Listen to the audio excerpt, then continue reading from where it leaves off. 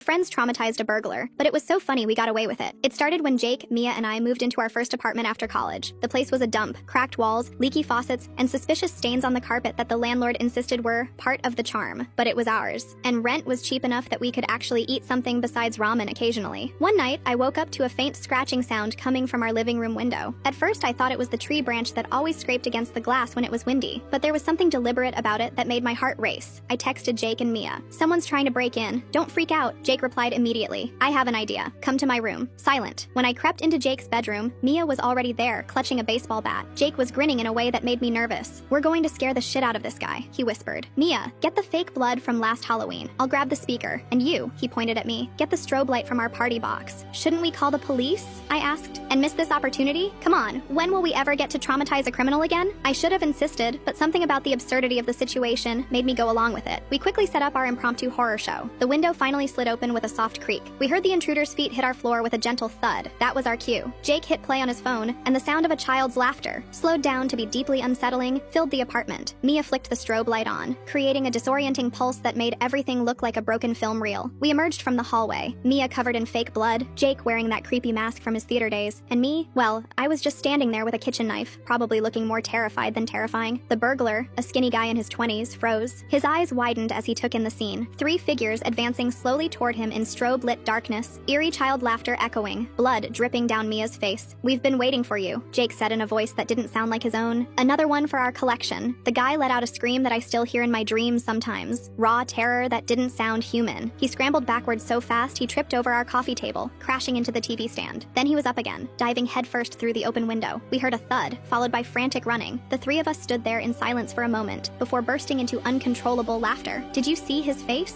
Mia gasped between fits of giggles. "I think he peed himself," Jake wheezed. But later that night, as we cleaned up the mess and secured the window, I felt a twinge of guilt. What if he was just desperate? Maybe he needed money for food or something. Mia shrugged. "Better scared than in jail. We probably did him a favor." The next morning, we found a wallet on our living room floor. He must have dropped it during his hasty exit. Inside was an ID, $43, and a photo of a young woman holding a baby. We never reported the break-in. Instead, we mailed the wallet back to the address on the ID, with the money still inside and a note that simply read, "Find another line of work. Next time might be real."